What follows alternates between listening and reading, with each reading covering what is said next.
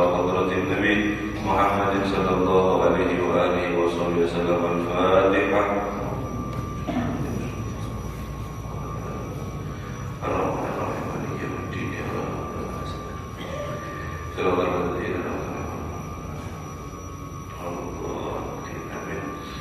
Assalamualaikum warahmatullahi ta'ala wabarakatuh. Alhamdulillahi rabbil alamin wa bihi nasta'in ala umuri dunya wa din. Wa sallallahu ala sayyidina Muhammadin khatamin nabiyyin wa ala alihi wa sahbihi ajma'in. Subhanaka la ilma lana illa ma 'allamtana innaka antal alimul hakim. Rabbi ishrah li sadri wa yassir li amri wahlul 'uqdatam min lisani yafqahu qawli. Amin. Wa la haula wa la quwwata illa billahil aliyyil azim. Amma ba'd. Allahumma shalli wa sallim wa barik ala sayyidina Muhammadin al-fatih lima ughliq wal khatim lima sabaq nasiril haqqi bil haqq wal hadi ila siratikal mustaqim. Sallallahu alaihi wa ala alihi haqqa qadrihi wa miqdarihi al-'azim. Nawaitu ta'allum wa ta'lim wa tadhakkur wa tadhkir wa nafa'a wal intifa' wal ifada wal istifada wal hath ala tamasuk bi kitabillah wa sunnati rasulillah wa du'a ila al-huda wa dalala ala al-khair ittiba'a wajhillahi wa maradihi wa qurbihi thawaba subhanahu wa ta'ala. Qala musannif rahimahullah ta'ala wa nafa'a bihi wa bi'ulumihi fid darain. Amin. Wa min ahammil adabi wal aqadi ay yakuna at-tali fi tilawatihi mukhlishan lillahi ta'ala wa muridan bihi wajhahul karim wa taqarraba ilayhi wa fawza bizawabi wa alla yakuna mura'iyan aw mutasanni'an wa la mutazayyinan li makhluq wa la taliban bi tilawatihi shay'an min al-hududil 'ajilati wa awradil fananiyati za'ilah. Masih kita membahas awal daripada tilawatul Quran, itu membaca daripada Al-Quran,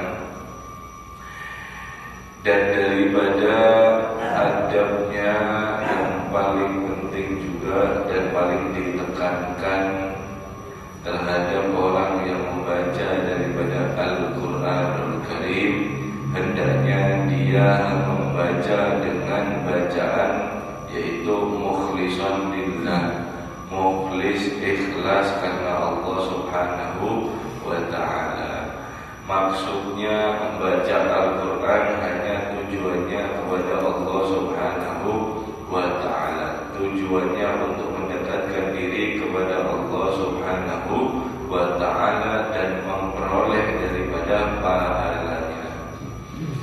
Dan hendaknya dia tidak membaca Al-Quran mura'iyan, dalam keadaan riya, ingin dipuji orang, ingin daripada menampakkan, yaitu daripada bacaannya dengan niat daripada ingin dipuji sesama makhluk. Wala mutasanni'an, dan hendaknya dia jangan atau tidak pura-pura daripada ada rekayasa. Depan orang baca dinyaman-nyamankan sampai nangis-nangis, tujuannya apa? Supaya dibilang orang dia itu baca Qurannya khusyuk misalnya. Wala mutazayyinan lil makhluk, dan hendaknya dia tidak daripada mutazayyinan, memperindah lil makhluk, untuk daripada makhluk, untuk daripada orang lain. Boleh kita membaca Al-Quran di hadapan orang lain makin bagus. Kenapa? Karena syiar agama. Kita membaca di masjid, lainnya pada yang membaca Al-Quran, misal kita membaca seorang, apakah kita riya? Lah, tidak. Bukan riya itu semua riya dihitung dihitung di depan orang, oh berarti orang ini ria. Di depan orang, oh berarti ini dienak-enakan biar dipuji sama orang. Nah, bukan. Ria dan mutasonni dan mutazayyin li makhluk memperindah itu dari hati kita masing-masing. Daripada hati kita masing-masing dengan tujuan kita.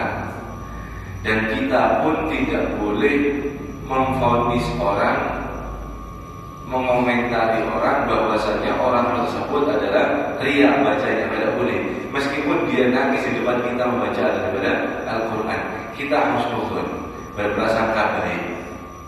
Justru kita malah daripada introspeksi diri. Kenapa saya baca Al-Quran tidak pernah nangis? Kok orang ini bisa nangis? Harusnya seperti itu. Bukan sebaliknya.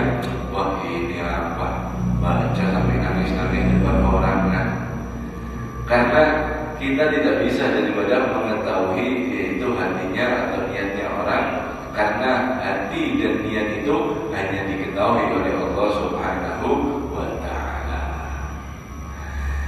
Yang tidak boleh adalah daripada riya, mutasawwi'an, dan juga daripada mutazayyinan, diperindahkan untuk daripada makhluk. Adapun supaya membacanya bagus di hadapan Allah, luar biasa bagus, malah ada tambahan daripada pahalanya. Wala ghaliban bi tilawatihi syai'an min al-hududil 'ajilati wa aghradi fananiyati az-zahilah.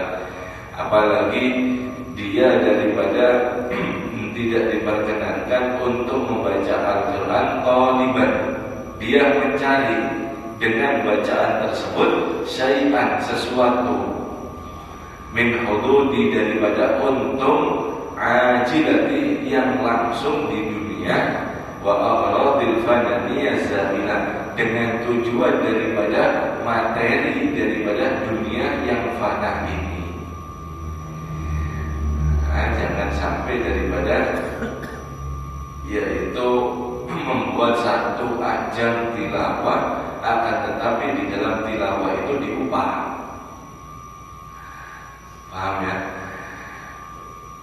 Ketika kita mengundang misal daripada orang Qori misal, ataupun daripada orang membaca Al-Quran, kemudian kita beri daripada hadiah si Qori tersebut, maka hukumnya di sana tidak apa-apa. Akan tetapi yang tidak boleh adalah seorang Qori yang mau diundang, akan tetapi dia menaruh daripada tarif. Ini paling mudahnya zaman sekarang, bahasanya seperti itu. Saya mau diundang, kalau saya harus daripada dikasih sekian misalnya. Ini dia membaca Al-Quran, akan tetapi daripada niatnya untuk mencari sesuatu daripada keuntungan duniawi, yang sifatnya dunia ini yang fana. Bukan malah dia bersandar kepada Allah yang pahalanya akan kekal, tidak, malah dia daripada ingin bertujuan untuk dunia yang akan binasa ini. Kebalik jadi. Nah, maka di sini sangat tidak daripada diperkenankan. Wal Qur'an hujjatan laka aw 'alaik. Karena Al-Qur'an ini bisa membuat kamu bahagia, juga bisa membuat kamu daripada celaka. Loh, kok bisa? Nah, di sini seperti itu. Karena ketika kita membaca Al-Quran, kemudian kita benar-benar isi di dalam Al-Quran itu kita terapkan dalam kehidupan kita, maka kita akan menjadikan daripada Al-Quran itu imam, pedoman untuk kita, dan kita akan selamat. Akan tetapi sebaliknya, kalau kita membaca daripada Al-Quran dengan tujuan untuk diperindahkan manusia, dengan tujuan untuk daripada materi duniawi, dengan daripada isi Al-Quran kita tinggalkan semuanya, maka Al-Quran itulah yang akan daripada membuat daripada satu kebinasaan kita. Jadi Al-Quran hujjatul laka aw 'alaik. Al-Quran itu bisa menyelamatkanmu, bisa daripada mencelakakan. Jadi jangan dibuat daripada dakwah. Tidak boleh daripada mencari materi dunia terhadap daripada Al-Quran. Kayak apa namanya, penyanyi itu. Nah, kalau penyanyi itu kan wajar, memang Memang gitu, memang sewaan. Nah, memang daripada kalau muda harus sekian tarifnya. Nah, biarkan dirasakan, tetapi kalau qori tidak boleh daripada ditarif seperti itu. Wa ayyakuna mumtali asirri wal qalbi bi 'azamatil mutakallim azza wa 'ala khadi'an lil jalali. Dan hendaknya dia menerapkan di dalam hatinya, yaitu memenuhi daripada rahasia dengan keagungan daripada Sang Maha Pembicara azza wa 'ala, yang maha mulia dan maha tinggi, khadi'an li jalali, dengan dia tunduk daripada ada di dalam keagungannya, khasyi'al qalbi wal jawarih, hendaknya dia daripada khusyuk hatinya dan juga anggota badannya, hatta ka'annahu min ta'dimihi wa khusyu'ihi waqifun baina yadayi Allah ta'ala yatlu alaihi kitabahu alladhi amarahu bihi wan nahar, sehingga seakan-akan saking dia memenuhi daripada hatinya untuk daripada mengagungkan Allah Subhanahu wa ta'ala dengan membaca Al-Quran, sehingga seakan-akan dia ini saking takdirnya, saking khusyuknya, dia beranggapan bahwasanya dia membaca Al-Quran ini di depan daripada Allah Subhanahu wa ta'ala. Sampai-sampai dia membacanya daripada kitab Al-Quran tersebut dengan daripada isinya, dengan daripada perintahnya dia lakukan dan larangan-larangannya dia jauhkan.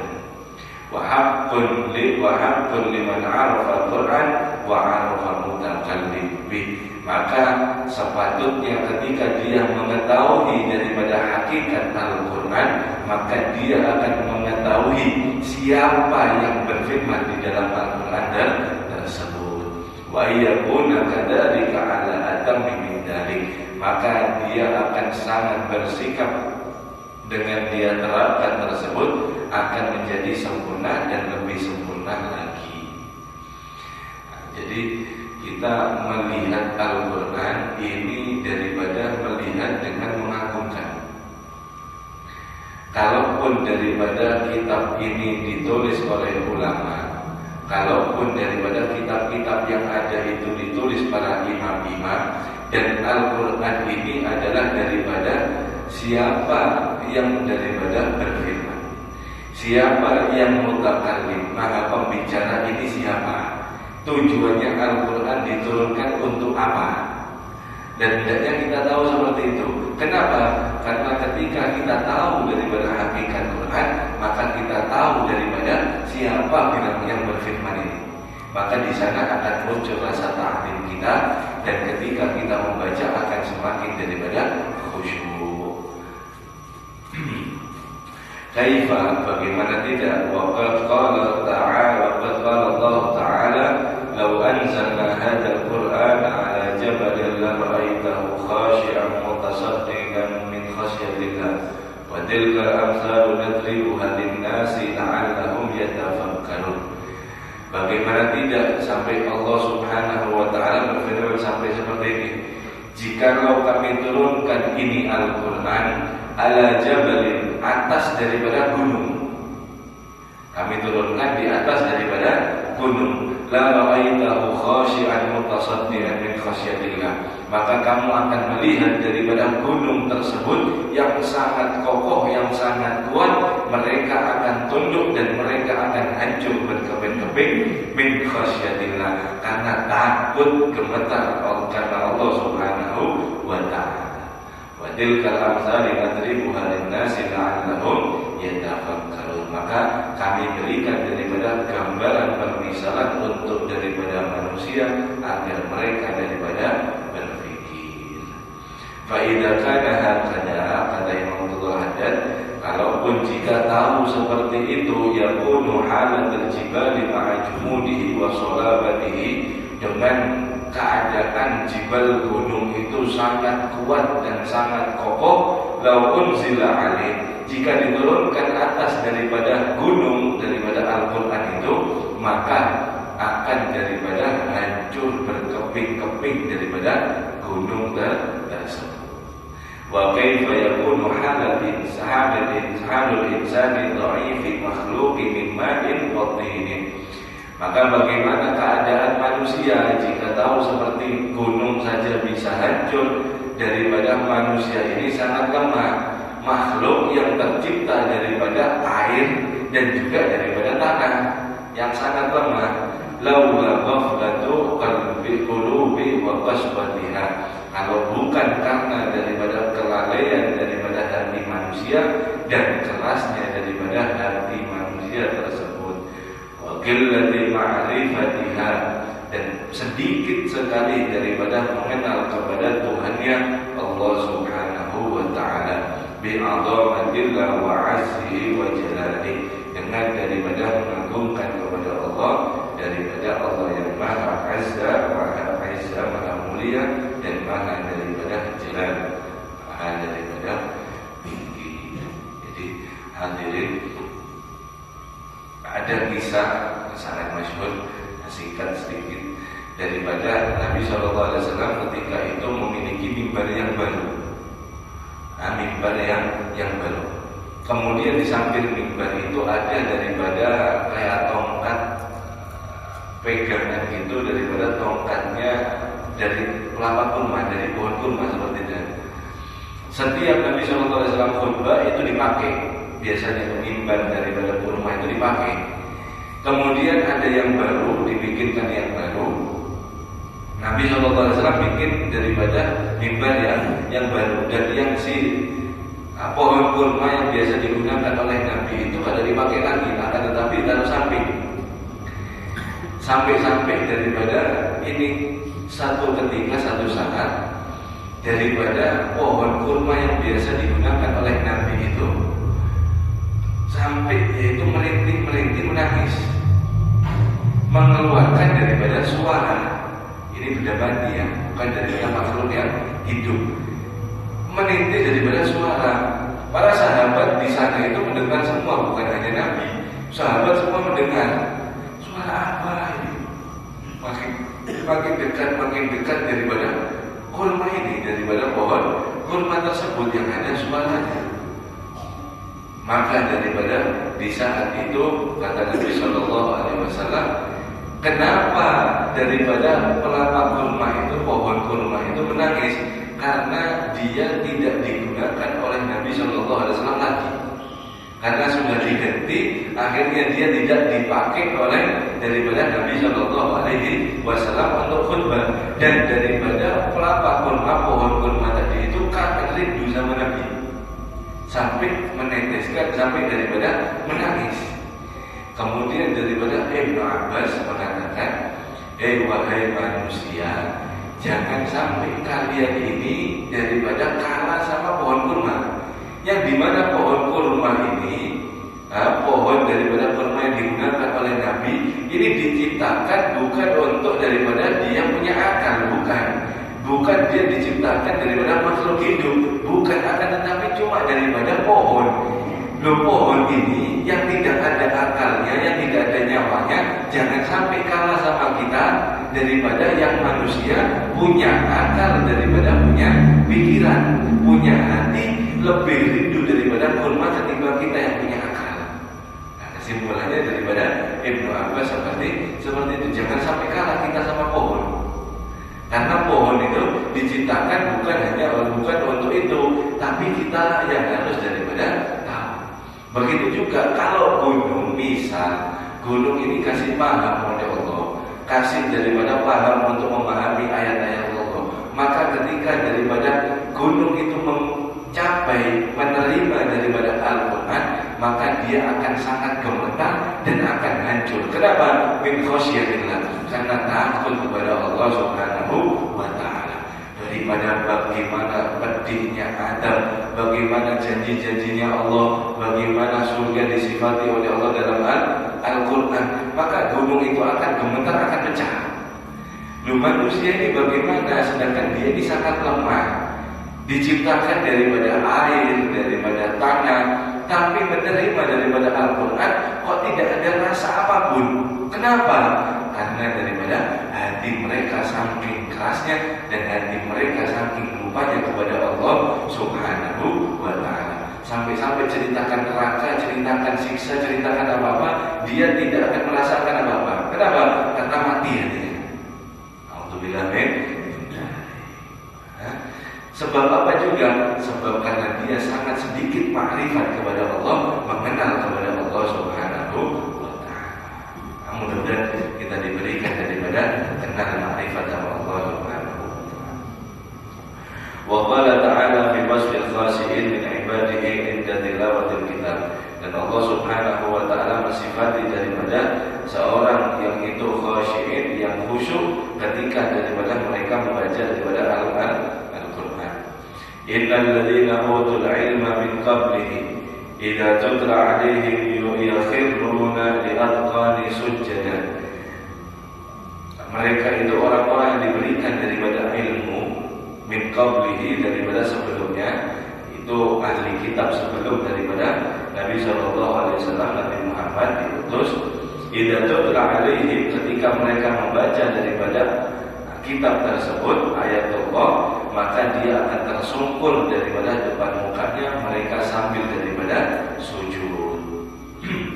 Wa yaquluna subhana rabbina in kana wa'du rabbina lamaf'ula.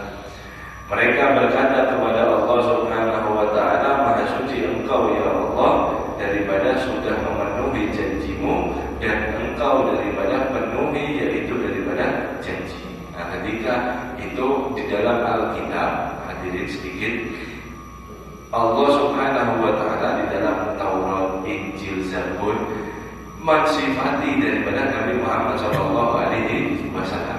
Bakal ada nabi seperti ini, bakal ada nabi seperti ini, bakal ada nabi kekasih seperti ini terus. Mulai Taurat, Zabur, Injil, itu terus mulai Nabi Musa, Nabi Allah Daud, Nabi Allah Isa. Ada 4 kitab ini. Yang terakhir penyempurnanya daripada Al-Quran. Dan kita wajib mengimani 3, dan datangnya Nabi Muhammad SAW menghapus syariat 3 kitab ini dengan diganti penyempurnanya daripada Al-Quran. Selesai. Nah, mereka dikasihkan kitab seperti ini.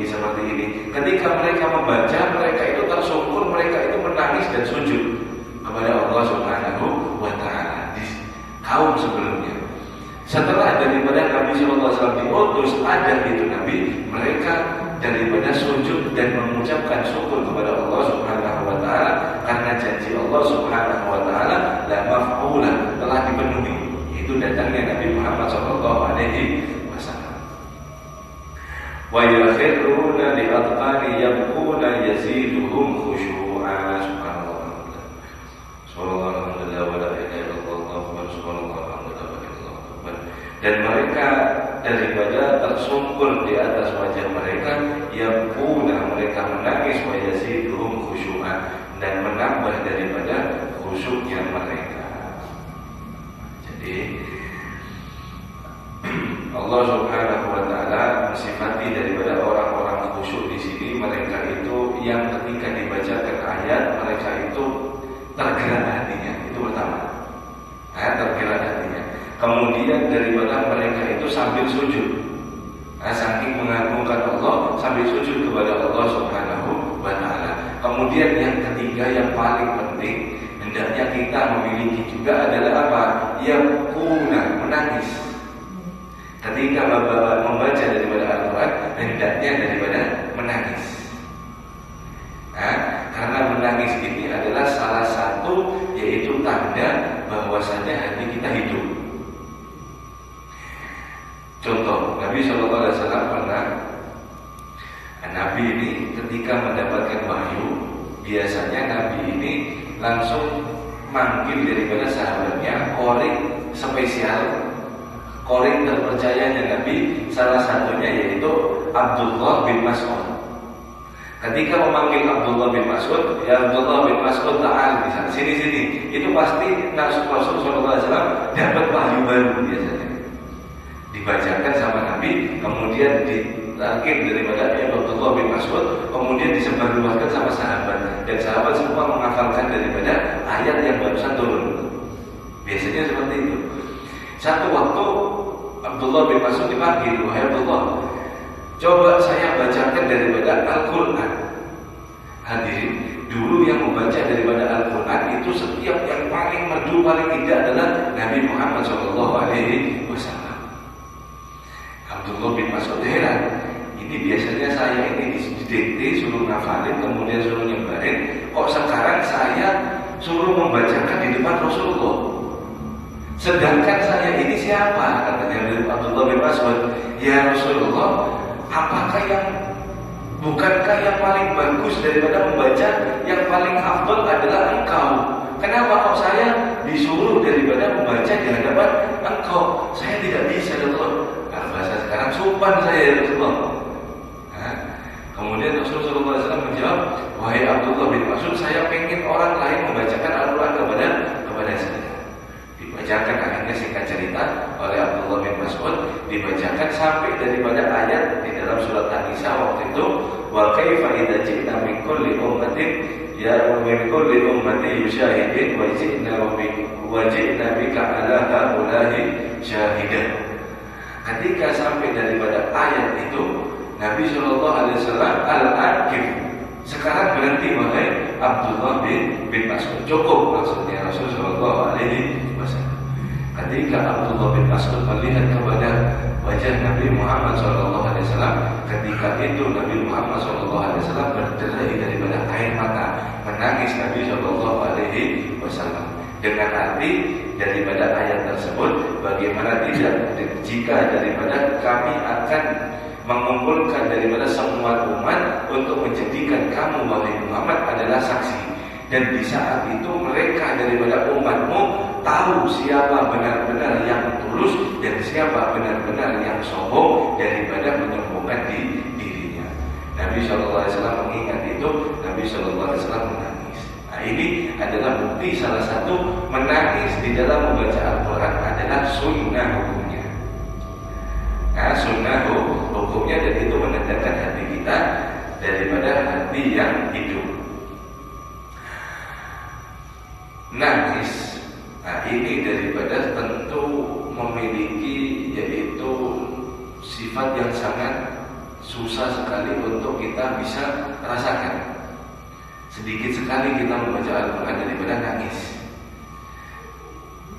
Al-Quran kita harus tahu diturunkan dalam hadis Nabi SAW, inna hadzal Quran nazala bil husni. Sesungguhnya Al-Quran diturunkan dengan daripada sedih. Fa idza qara'a atmuhu faqu.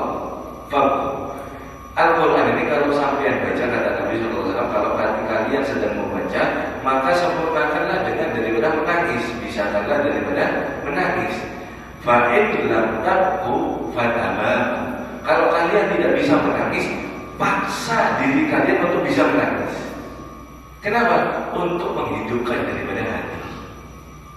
Hadirin, caranya bagaimana? Imam Ghazali terakhir menyebutkan ada dua tips caranya untuk kita bisa menangis di dalam kita membaca Al-Quran. Yang pertama, hendaknya kita daripada harus merasakan hadir di dalam hati sedih. Di dalam membacanya kita sedih, tentu kita paham artinya. Kalaupun kita tidak bisa membacanya dengan sedih, maka kita mencari qari yang daripada qari tersebut melantunkan ayat dengan perasaan yang sedih. Ketika kita mendengarkan itu, kemudian kita tahu, kemudian kita akan bisa menangis. Kemudian menghadirkan daripada kesedihan itu, tentu daripada ada rasanya. Di antara daripada menghadirkan daripada kesedihan adalah tahu daripada arti ayat tersebut. Jadi yang pertama, lantunkan dengan nada yang sedih, kemudian daripada tahu artinya. Tahu daripada artinya, maka ketika daripada kita memaksa seperti itu terus berulang-ulang, maka akan daripada bisa kita daripada lakukan dan akan bisa kita daripada menangis, yaitu ada di dalam membaca Al-Quran. Karena daripada pahala orang yang menangis takut karena Allah banyak sekali. Daripada Nabi SAW bersabda, tidak akan orang itu dimasukkan daripada neraka sebab karena air matanya sampai daripada bagaimana daripada susu itu kembali daripada kepada asinya. Susu sapi perah itu kalau sudah keluar dikembalikan lagi itu ya apa caranya? Bisa? Ada bisa. Susu sapi sudah diperah keluar, kemudian mau dibalikkan dalam sapi lagi bisa? Ada bisa. Sebagaimana sapi susu perah itu, maka orang yang menangis tidak akan dimasukkan oleh Allah Subhanahu wa taala di dalam api neraka, sebagaimana susu yang telah keluar mau dikembalikan lagi kepada sapi tersebut. Tidak akan mungkin, mustahil maksudnya Nabi Shallallahu Alaihi Wasallam. Maka kita harus daripada bisa menerapkan dua. Maka Imam Ghazali mengatakan, jika kita masih tidak bisa dihadir-hadirkan, disedih-sedihkan, kemudian tahu artinya, ditakut-takutkan diri kita bagaimana menghadapi daripada ayat tersebut. Kalau kita masih tidak bisa menangis, maka ketahuilah, kata Imam Ghazali, itu adalah ujian terbesar dalam hidupmu. Alhamdulillah. Contoh daripada surat Al-Qari'ah. Al-Qari'atul Qari'ah. Apakah kamu tahu daripada Al-Qari'ah? Yauma yakunun nasu kal farashil mabsus, di mana daripada hari itu manusia seperti daripada laron yang berterbangan, dan seterusnya daripada ayat-ayat tersebut. Alhaakumut takasur. Apakah kalian daripada hatta zurtumul maqabir, sampai kalian turun daripada kuburan? Kalla sawfa ta'lamun, maka kalian akan mengetahui. Kalla sawfa ta'lamun, yakin, dan seterusnya seperti daripada ayat-ayat tersebut. Latihan. Intinya daripada Al-Quran ini latihan. Banyaki daripada banyak Al-Quran, membaca Al-Quran, dan juga daripada ahlinya. Kalau masih tidak bisa daripada surat yang panjang-panjang, Al-Baqarah, menghayati daripada, mengerti daripada artinya, surat-surat yang pendek, Al-Qari'ah tentang hari kiamat itu bagaimana, kemudian daripada Al-Haakumut Takasur itu mengingatkan kita kepada kematian bagaimana, dan seterusnya daripada ayat Al-Quran. Mudah-mudahan kita daripada bisa menerapkan daripada itu membaca Al-Quran dengan khudu, dengan khusyuk, dengan takdim kepada Allah Subhanahu wa taala, sehingga daripada hati kita merasakan nikmat di dalam daripada ibadah